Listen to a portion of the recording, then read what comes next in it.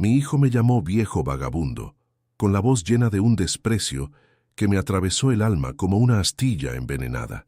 Lo dijo en el jardín de su casa de lujo, empujándome suavemente hacia la oscuridad para que sus importantes invitados no vieran la vergüenza que para él yo representaba. Me metió unos billetes en el bolsillo de la camisa, como si le estuviera pidiendo limosna, y me cerró la reja en la cara. Lo que él no sabía, lo que nunca se tomó el tiempo de imaginar, es que las paredes del banco donde él se siente un rey, las mismas que sostienen su arrogancia, fueron levantadas con el sudor silencioso y el dinero de este viejo vagabundo que ahora desprecia.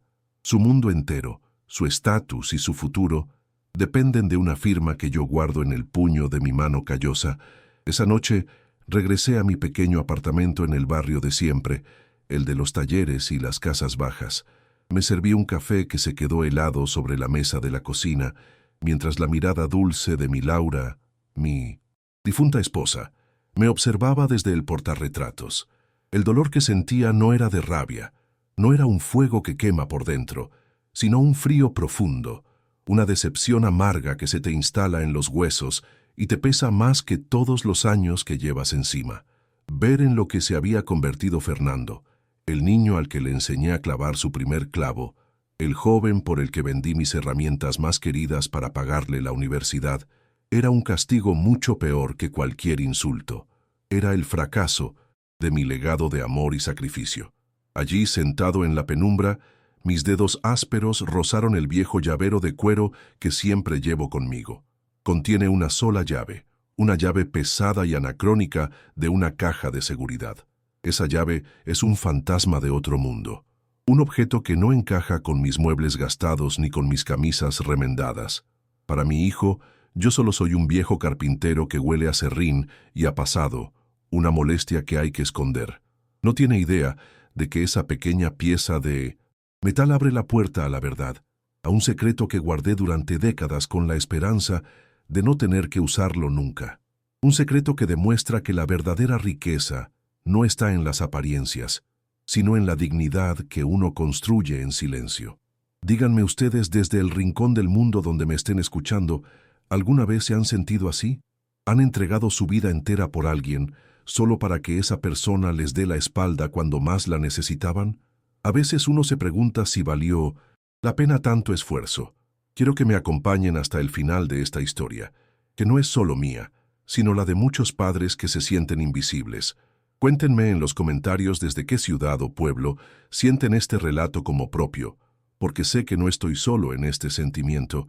Quiero leerlos y sentir que, aunque mi hijo me haya olvidado, hay una comunidad que todavía valora el respeto y el honor.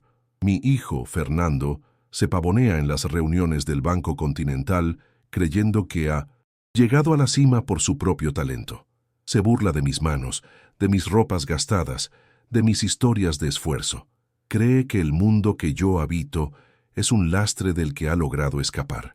¡Qué ironía tan cruel!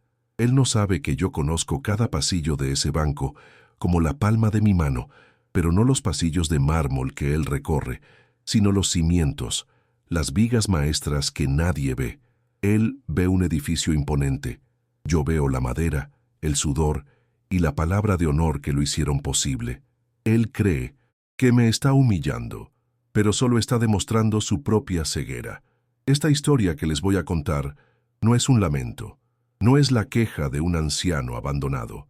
Es el relato de cómo un carpintero, con las herramientas que mejor conoce, la paciencia, la estrategia y la memoria, decide dar la lección más importante de su vida.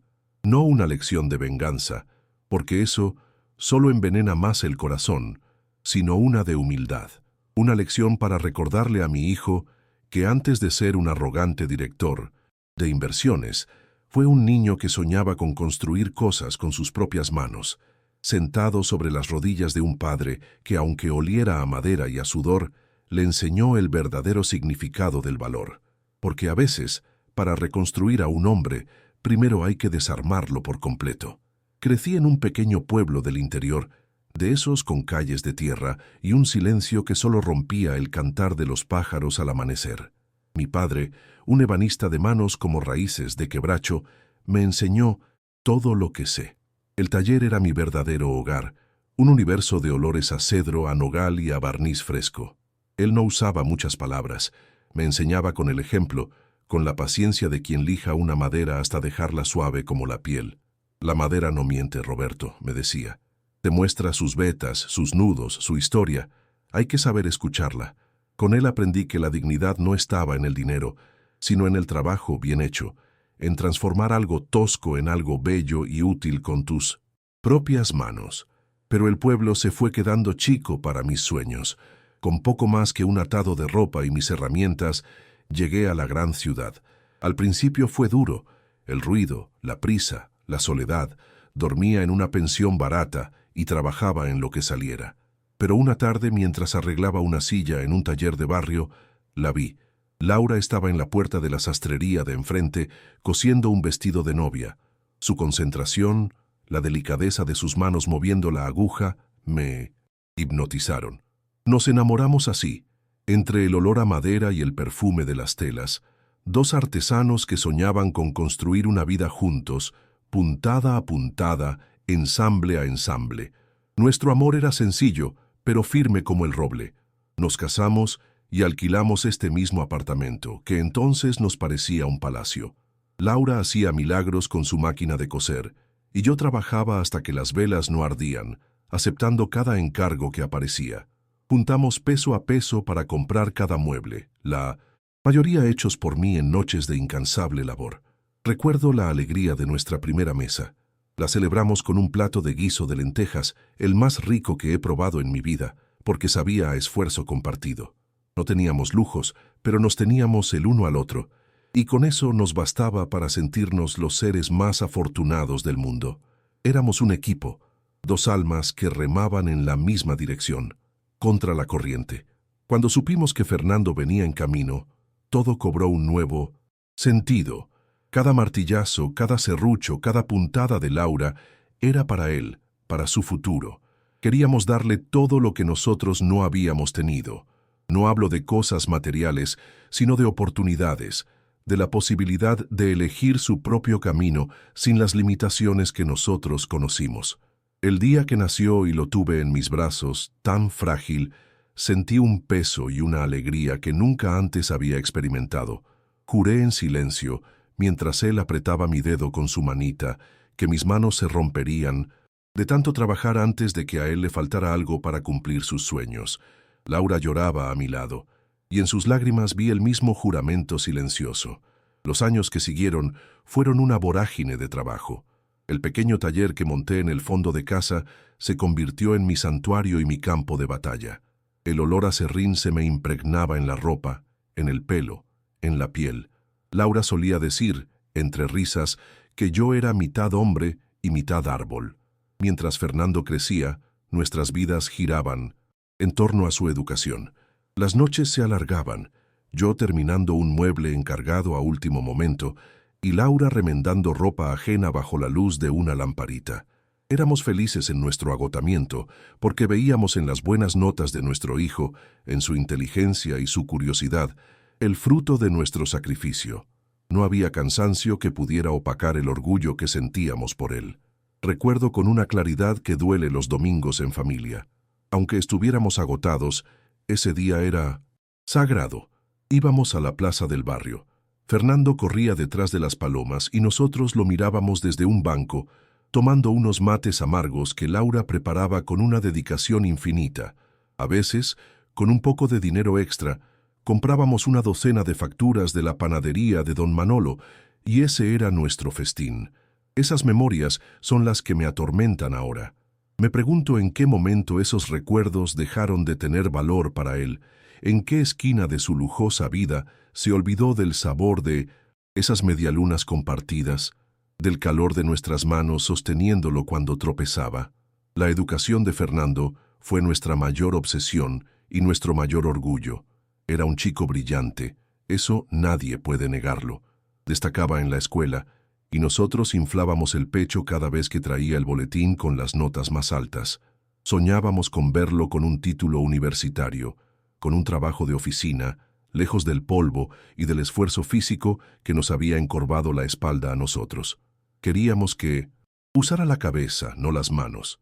Quizás ese fue nuestro error, enseñarle a valorar un tipo de inteligencia sobre otra, a ver el trabajo manual como algo menor, algo de lo que había que escapar en lugar de algo de lo que sentirse orgulloso.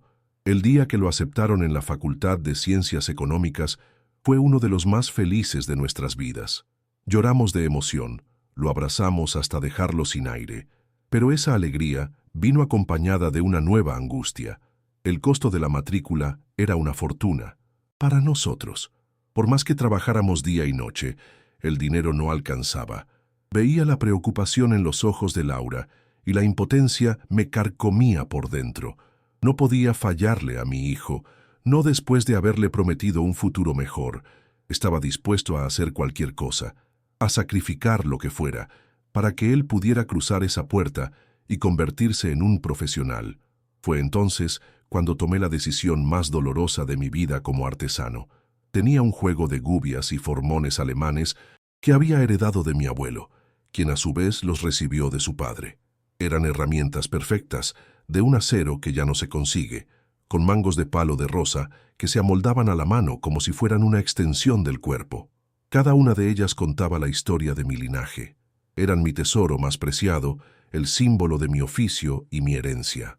Venderlas se sentía como vender un pedazo de mi alma, como traicionar a mi padre y a mi abuelo. Pero el futuro de Fernando pesaba más que mi pasado. La mañana que las llevé a una casa de empeños, sentí un frío que no era del invierno. El hombre detrás del mostrador las miró con desdén, sin entender su verdadero valor.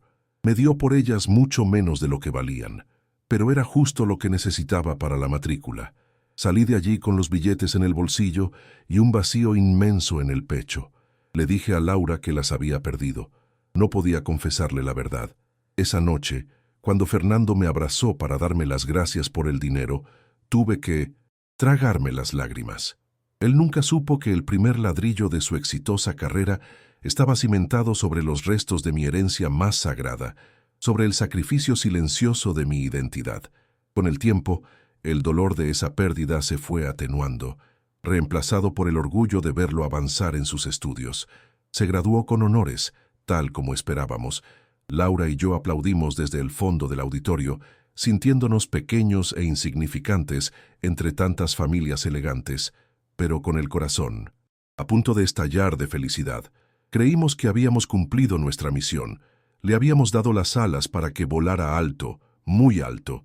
Lo que nunca imaginamos, en nuestra humilde inocencia, es que desde esa altura en la que él comenzaría a vivir, nos miraría hacia abajo con vergüenza, como si fuéramos algo que era mejor olvidar, como un viejo par de zapatos que se deja atrás. Ese fue el principio del fin. El éxito de Fernando, en lugar de unirnos, comenzó a cavar una zanja entre nosotros. Cada ascenso en el banco, cada aumento de sueldo, lo alejaba un poco más del taller de su padre, del olor a serrín, de las manos curtidas que pagaron por su educación. Empezó a adoptar nuevas costumbres, nuevas palabras, nuevos amigos que nos miraban por encima del hombro. Laura lo notaba, y aunque nunca decía nada para no preocuparme, yo veía la tristeza en su mirada cada vez que una llamada prometida no llegaba, cada vez que una invitación a cenar se cancelaba a último momento. Estábamos perdiendo a nuestro hijo, y no a manos de la muerte, sino de algo mucho más cruel, el olvido. La entrada de Fernando en el banco marcó el verdadero comienzo de la distancia. Al principio, era un orgullo inmenso verlo salir de casa con su traje impecable y su portafolio, pero pronto, ese mundo de números y ambición empezó a devorarlo. Fue entonces cuando conoció a Vanessa. La primera vez que la trajo a casa, sentí una incomodidad inmediata. Ella recorrió nuestro humilde apartamento con una mirada que parecía calcular el valor de cada objeto, de cada recuerdo. Criticó con una sonrisa que no le llegaba a los ojos la sencillez de nuestra vajilla y le sugirió a Fernando que nos regalara algo más moderno. Esa noche, cuando se fueron, Laura y yo nos quedamos en silencio. Ambos sabíamos que habíamos conocido a la mujer que terminaría de arrebatarnos a nuestro hijo. Las visitas se volvieron un examen. Vanessa examinaba mi ropa, mis manos. «¿No le da vergüenza tener las uñas así, suegro?», me Preguntó una vez con falso candor, mientras yo le ofrecía un mate. Fernando, en lugar de defenderme, bajaba la mirada y cambiaba de tema. Empezaron a corregir mi forma de hablar, mis dichos de hombre de campo, las historias de mi taller, que antes a Fernando le fascinaban. Ahora le provocaban una mueca de impaciencia. Me sentía como un actor en una obra equivocada, un estorbo en la vida perfecta que estaban construyendo, una vida en la que el olor a serrín era sinónimo de fracaso y pobreza. Comencé a sentirme extranjero en la vida de mi propio hijo. Dejaron de invitarnos a los eventos importantes. Primero fueron excusas vagas. Es una cena de trabajo, papá, te aburrirías. Luego, simplemente, el silencio. Nos enterábamos de sus logros, de sus viajes, de sus fiestas, por terceros, por algún vecino que los había visto en las páginas sociales del periódico. El nacimiento de mi nieto, a quien llamaron Nicolás, debería haber sido un puente para unirnos de nuevo, pero se convirtió en otro muro. Le tallé con mis propias manos una cuna de guatambú, la mejor madera lijada hasta que parecía de seda. Cuando la vieron, Vanessa forzó una sonrisa y dijo: «¡Ay, qué rústica! Ya le compramos una de diseño italiano, hace juego con la habitación». Mi cuna, llena de amor y noches de trabajo, terminó arrumbada en el garaje. Cada intento de acercarme era recibido con un muro de frialdad. Para su cumpleaños, le llevaba un postre hecho por Laura, su favorito de la infancia, y lo recibían en la puerta con prisa porque justo estaban por salir. Las llamadas se volvieron monólogos míos, respondidos con monosílabos de Fernando, mientras de fondo se oía el tecleo de su computadora. «¿Está todo bien, hijo?» «Sí, papá, todo bien. Ocupado, ya sabes». Pero yo sabía que no estaba todo bien. Su voz, antes cálida, se había vuelto metálica, distante. Era la voz de un gerente hablando con un subalterno, no la de un hijo hablando con su padre. El amor se había convertido en una obligación y mi presencia en una interrupción en su agenda. El dolor más grande fue ver cómo esto afectaba a Laura. Ella, que siempre fue fuerte, comenzó a marchitarse por dentro. Esperaba sus llamadas, saltaba cada vez que sonaba el teléfono, y la decepción en su rostro cuando no era él era una puñalada para mí. La extraño cada día, pero a veces, en mi egoísmo, pienso que fue una bendición que se fuera antes de ver la escena del jardín, que no tuviera que presenciar la humillación final, la transformación completa de su adorado hijo en un monstruo de ingratitud. Su ausencia me dejó solo para enfrentar el derrumbe final de la familia que habíamos construido con tanto amor y sacrificio, ladrillo a ladrillo, puntada a puntada. Después de la muerte de Laura, el abismo se hizo insondable. Fernando cumplió con su papel en el funeral, recibió las condolencias con un rostro de ocasión, pero yo sentía su prisa por volver a su vida, por dejar atrás el barrio, el luto, al viejo que ahora era su única responsabilidad. Las visitas se espaciaron aún más, convirtiéndose en una formalidad mensual, rápida y vacía. Me preguntaba por su trabajo, por mi nieto, y él respondía con generalidades, con la mirada perdida en su celular. Ya no había recuerdos en común, solo un pasado que a él le avergonzaba, y a mí me mantenía vivo. Yo era el último eslabón con un mundo del que él renegaba. El cumpleaños de mi nieto Nicolás se acercaba. Cumplía 7 años. A pesar de todo, la sangre tira. Quería hacerle un regalo especial, algo que no se pudiera comprar con dinero, algo que llevara la huella de su abuelo. Durante semanas trabajé en mi viejo taller tallando un caballito de madera, una réplica exacta del que mi padre me hizo a mí. Cada curva, cada detalle, estaba impregnado de amor y de nostalgia. Quería que a través de ese simple juguete mi nieto pudiera sentir el legado de sus raíces, la fuerza de las manos que habían trabajado sin descanso para que su padre tuviera la vida que tenía. Era un mensaje de amor para ambos. Esa tarde, con el corazón lleno de una ingenua esperanza y el caballito de madera envuelto en papel de diario, como se envolvían los regalos en mi época, me dirigí a su casa. No se me ocurrió llamar. Un abuelo no debería necesitar cita para ver a su nieto. El barrio donde vivían siempre me pareció frío, con sus muros altos y sus jardines perfectos, sin un alma en la calle. Al llegar a la imponente puerta de hierro, escuché música y un murmullo de muchas voces. No. Entendí qué pasaba. Toqué el timbre, sintiendo por primera vez una extraña sensación de ser un intruso, un mendigo a punto de pedir una limosna. La puerta se abrió y apareció Vanessa. Iba vestida con un elegante vestido de noche. Al verme, su sonrisa se congeló y sus ojos se abrieron con horror, como si hubiera visto a un fantasma. «Roberto, ¿qué hace usted aquí?», susurró, mirando nerviosamente hacia adentro. Detrás de ella, pude ver un salón lleno de gente vestida de gala, con copas en la mano. Comprendí mi error. Había interrumpido una de sus importantes reuniones sociales. El olor a perfume caro y a comida sofisticada me golpeó, haciéndome sentir sucio y fuera de lugar, con mi camisa de trabajo y mi paquete envuelto en papel de periódico. Antes de que pudiera balbucear una disculpa, Fernando apareció detrás de ella. Su rostro pasó de la sorpresa a una ira fría y contenida. Sin decir una palabra dentro de la casa, me tomó del brazo con una fuerza que me lastimó y me arrastró hacia el jardín lateral, lejos de las miradas de sus invitados. Su agarre era el de un guardia de seguridad expulsando a un intruso, no el de un hijo. El frío de la noche me caló más por su gesto que por la temperatura. Me soltó bruscamente junto a unos rosales perfectamente podados, como si mi simple presencia pudiera contaminar su mundo de apariencias. «¿Se puede saber qué demonios haces aquí?», siseó, con la voz cargada de veneno. «¿No ves que tengo gente importante? El directorio del banco está ahí adentro». Sus ojos me recorrieron de arriba a abajo con un asco que nunca olvidaré. Y entonces pronunció las palabras que rompieron lo poco que quedaba de mi corazón. «¿Es que no te puedes mirar en un espejo? Mira cómo vienes vestido, pareces un viejo vagabundo. Me estás avergonzando frente a todos». Cada palabra era un golpe, preciso y brutal, diseñado para aniquilar mi dignidad. Me quedé sin aire, paralizado por el dolor. Pero la humillación no terminó ahí. Como si yo fuera una molestia que se pudiera solucionar con dinero, metió la mano en el bolsillo de su pantalón de diseño, sacó su billetera de cuero y extrajo un par de billetes grandes.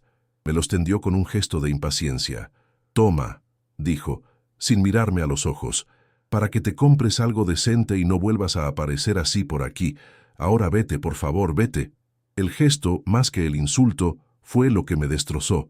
Me estaba pagando para que desapareciera de su vida, tasando mi amor y mi figura paterna en un par de papeles sin valor. Agarré los billetes con una mano temblorosa, no porque los quisiera, sino por un acto reflejo. En la otra mano, el caballito de madera, el regalo para mi nieto, de pronto pesaba como una tonelada. Un símbolo absurdo de un amor que ya no tenía destinatario. Fernando se dio media vuelta sin esperar respuesta y volvió a entrar a la luz y al calor de su fiesta, cerrando la puerta corrediza de cristal y dejándome solo en la oscuridad del jardín. Por un instante me vi reflejado en el cristal, la imagen de un viejo encorvado, con un juguete ridículo en la mano. Tenía razón, parecía un vagabundo. Me quedé allí, inmóvil, no sé por cuánto tiempo.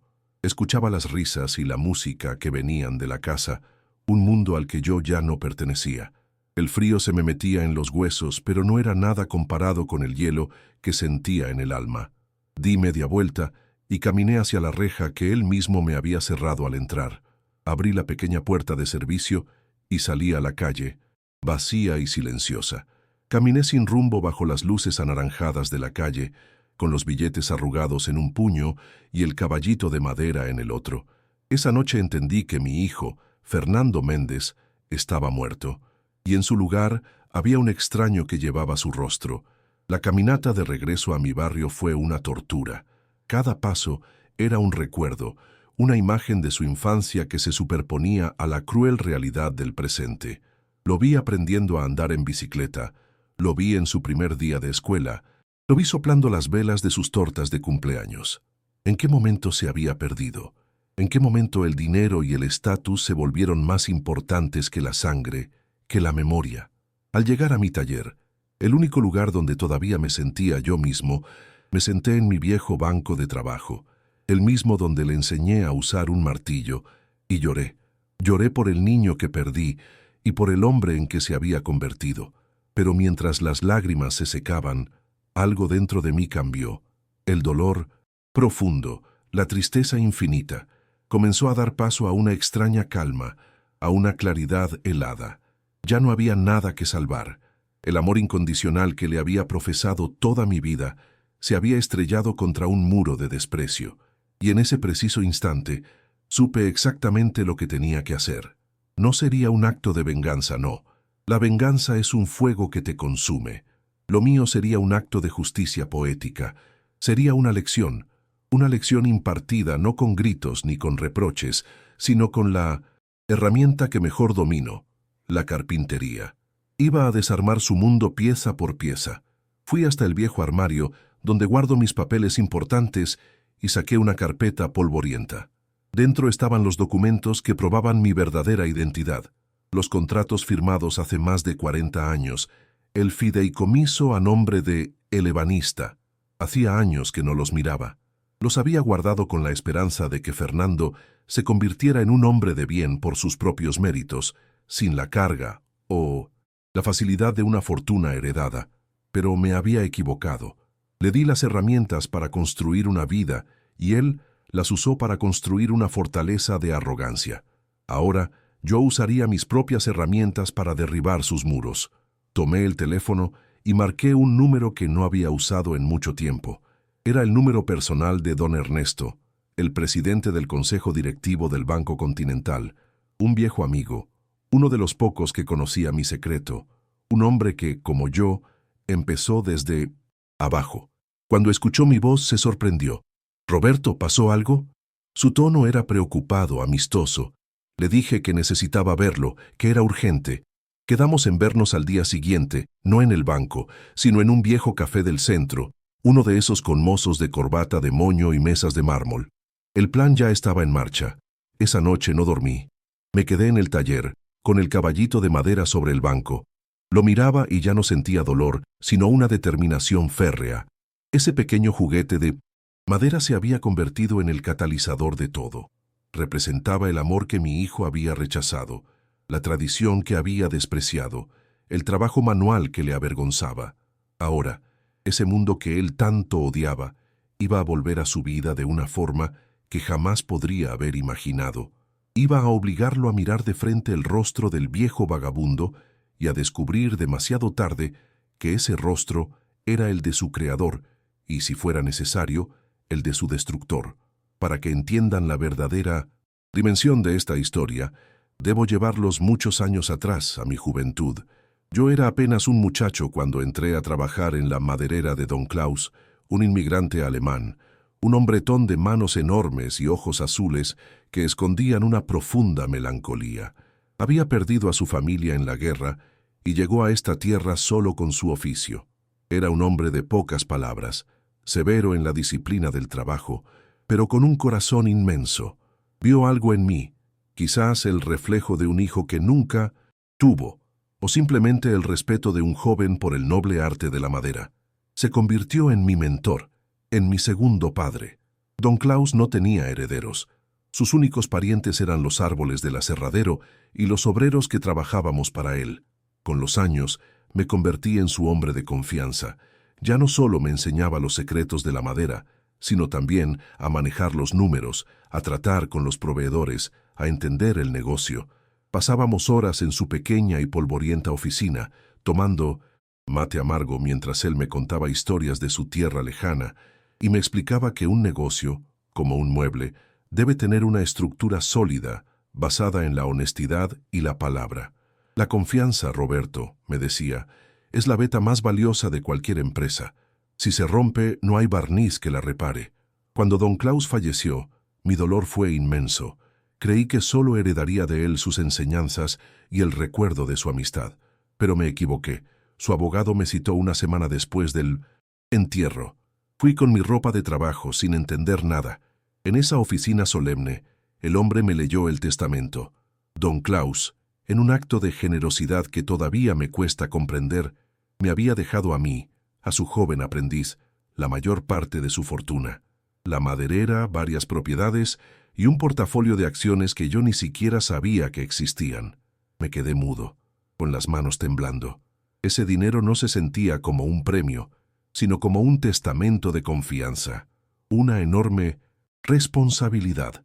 No sabía qué hacer con tanto dinero. No estaba en mi naturaleza vivir de lujos. Mi amigo de toda la vida, Ernesto, el mismo que hoy preside el banco, era por entonces un joven abogado lleno de ideales. Le conté todo, aterrado por el peso de esa herencia. Fue él quien me dio la idea. «Roberto», me dijo, «este dinero puede ser una herramienta, como tus formones. No lo guardes, no lo malgastes. Úsalo para construir algo que perdure, algo que ayude a gente como nosotros». Así nació el sueño. Un banco, pero no un banco para los ricos, sino uno que les diera una oportunidad a los pequeños, a los artesanos, a los comerciantes de barrio, a los que solo tenían su trabajo y su honor como garantía.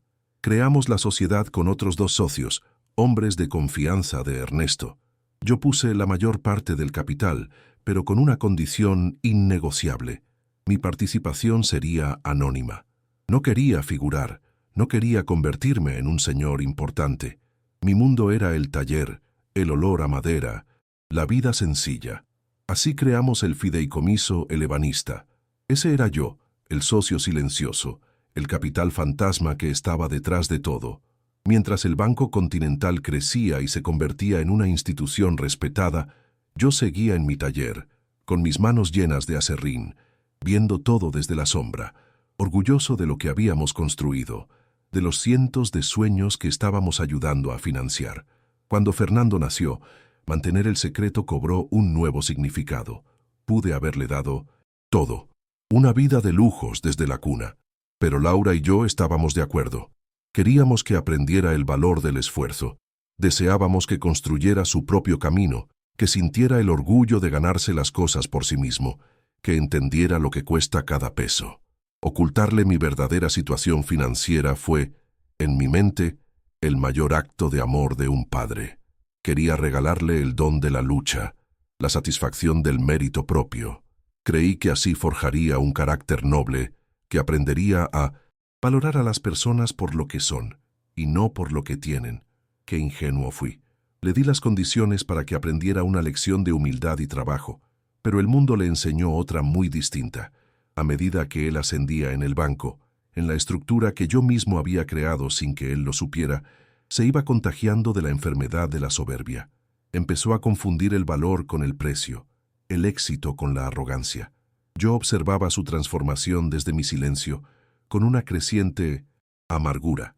Mi secreto, que nació de un acto de amor, se había convertido en mi condena, en un muro que me impedía decirle: «Hijo, ten cuidado, ese camino te llevará al vacío».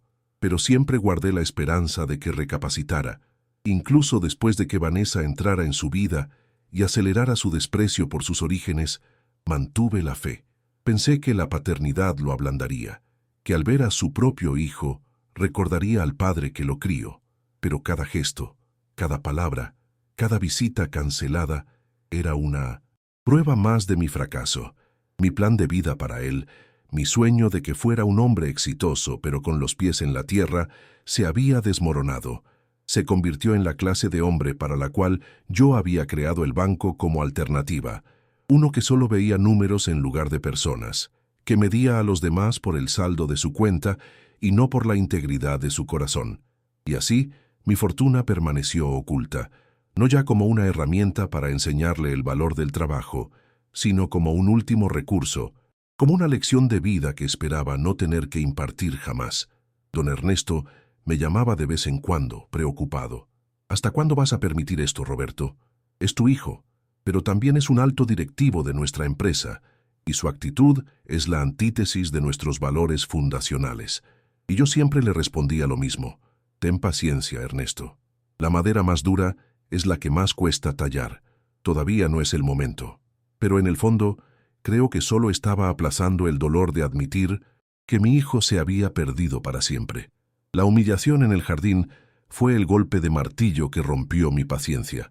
Al llamarme vagabundo, al darme dinero para que me comprara ropa decente, Fernando no solo me insultó a mí, sino que escupió sobre la memoria de don Klaus, sobre el esfuerzo de su madre, sobre los principios que dieron origen al mismo banco que le daba de comer. Esa noche comprendí que mi silencio ya no era un acto de amor, sino de cobardía. Protegerlo de la verdad no lo estaba ayudando, lo estaba dejando hundirse en su propia miseria moral. La lección ya no podía esperar. El árbol estaba tan torcido que solo una poda radical podría salvarlo. El fideicomiso, el ebanista, no era solo un conjunto de papeles legales, era el alma del banco. En sus estatutos, que redactamos con Ernesto hace tantos años, dejamos claro que el objetivo principal de la institución era el desarrollo de la comunidad a través del apoyo a los pequeños emprendedores, un propósito que los nuevos directivos, como mi hijo, habían ido olvidando, enfocándose cada vez más en las grandes corporaciones y las inversiones especulativas. Mi plan no solo buscaría darle una lección a Fernando, sino también recordarle al banco entero cuál era su verdadera razón de ser, su norte, su alma. Por eso, cuando llamé a Ernesto, mi voz no temblaba. Había recuperado una calma que no sentía en años. Le expliqué lo que había pasado, no con autocompasión, sino con la frialdad de un cirujano a punto de operar. Y le expuse mi plan. No quería despedir a Fernando. Eso habría sido demasiado fácil, una simple venganza sin enseñanza. No, quería reeducarlo. Quería sumergirlo a la fuerza en el mundo que tanto despreciaba, obligarlo a ensuciarse las manos, a escuchar las historias de la gente que él consideraba invisible. Quería que el viejo vagabundo se convirtiera en su jefe, en su guía, en su única esperanza para redimirse. Y Ernesto, mi viejo amigo, estuvo de acuerdo. Nos reunimos con Ernesto en 1900 en el Café Tortoni, un lugar anclado en el tiempo, con el aroma a café de verdad y a historia en sus paredes de madera. Era el escenario perfecto, un bastión de los valores antiguos en medio de la vorágine moderna. Le terminé de explicar los detalles, mi voz serena sobre el murmullo de las conversaciones y el tintineo de las tazas. No quería la ruina de mi hijo, sino su redención forzosa. Ernesto, con su mirada de lince viejo, asintió lentamente. Es lo correcto, Roberto. Este banco se ha vuelto una cáscara brillante pero hueca. Le hace falta recordar el corazón de artesano que le dio vida. Llamó desde allí mismo a su asistente. Convoque a una junta directiva extraordinaria para mañana. Tema: presentación de un nuevo fondo estratégico. Y que no falte nadie. La sala de juntas era el opuesto exacto a nuestro café. Un espacio frío, impersonal, dominado por una gigantesca mesa de vidrio y acero, con ventanales que mostraban la ciudad a sus pies como un tablero de juego. Los directores, con sus trajes caros y sus rostros impasibles, tomaron sus asientos. Fernando estaba en su elemento, sonriendo con arrogancia, intercambiando comentarios en voz baja con el colega a su lado. Se sentía intocable, el dueño del universo. Me lo imaginé allí dentro en su torre de cristal y pensé en el contraste con el taller de Don Klaus, donde un apretón de manos valía más que cualquier contrato firmado en esa mesa. La trampa estaba preparada y la presa había entrado voluntariamente, pavoneándose. Don Ernesto carraspeó y la sala quedó en silencio. Con un tono solemne, comenzó a hablar de la necesidad de volver a las raíces, de recuperar el espíritu original del banco. Anunció la creación de una nueva iniciativa, el Fondo de Artesanos y Oficios. Vi a Fernando rodar los ojos, casi imperceptiblemente. Le susurró algo a su colega y ambos compartieron una sonrisita de suficiencia.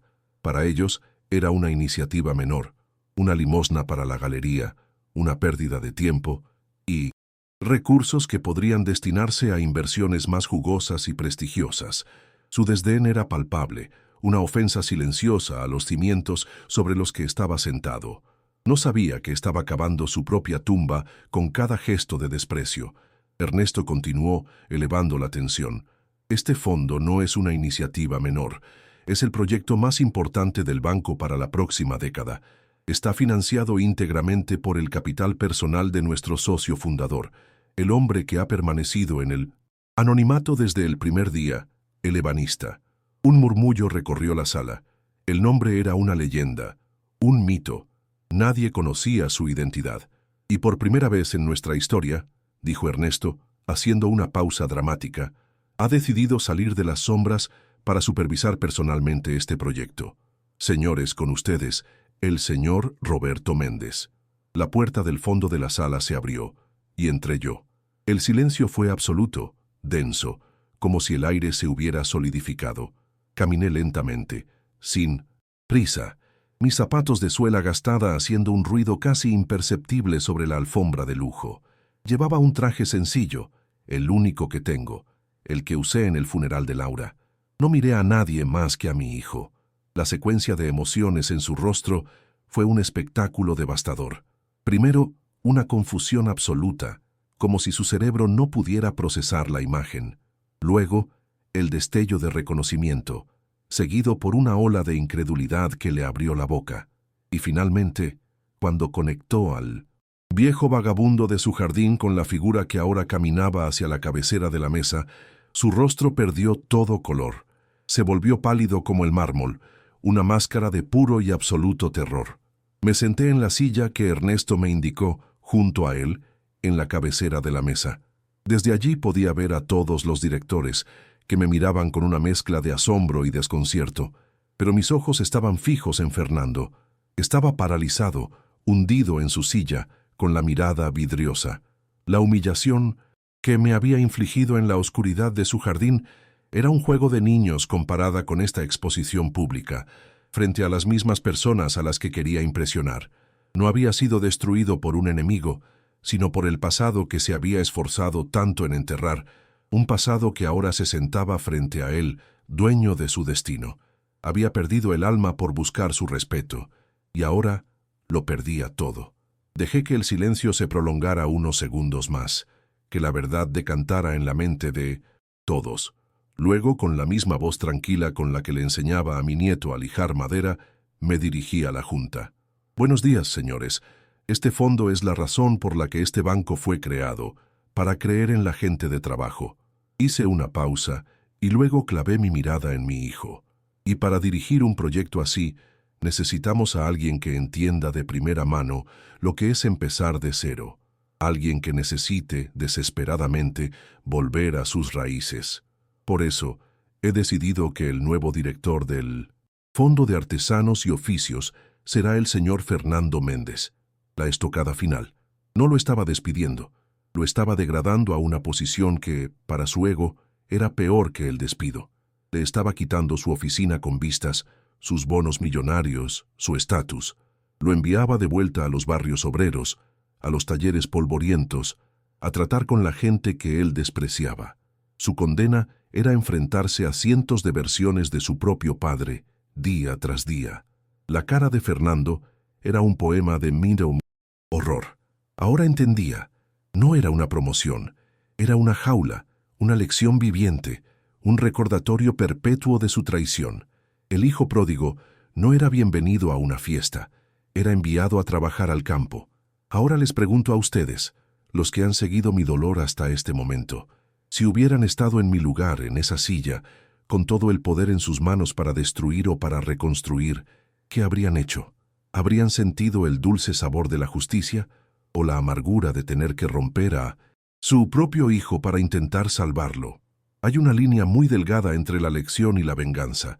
Cuéntenme en los comentarios qué camino habrían tomado ustedes, porque les juro que, al ver su rostro descompuesto, una parte de mi corazón de padre sintió una punzada de piedad, pero la parte del hombre humillado sabía que no había otra opción. Como era de esperarse, el mundo de apariencias de mi hijo se derrumbó como un castillo de naipes.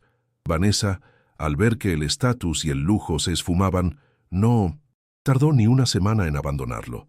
Su amor, al parecer, estaba tasado al mismo valor que las acciones del banco. Fernando se quedó solo, despojado de todo lo que creía que lo definía, su puesto, su esposa, el falso respeto de sus colegas. Al principio, cumplió su nuevo rol con un resentimiento palpable. Lo veía llegar a los barrios obreros con su auto caro, incómodo, sin saber cómo hablarle a un herrero o a una costurera. Pero poco a poco, obligado a escuchar sus historias de lucha, de sacrificio para darles un futuro a sus hijos, algo en su interior comenzó a romperse. En cada par de manos curtidas, empezó a ver las mías.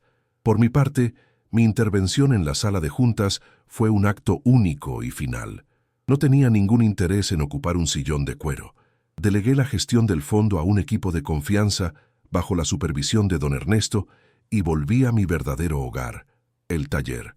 Con una parte de los dividendos que nunca había tocado, lo transformé, no en un negocio, sino en una escuela gratuita para los jóvenes del barrio, un lugar donde pudieran aprender un oficio digno, donde descubrieran el valor de crear algo con sus propias manos.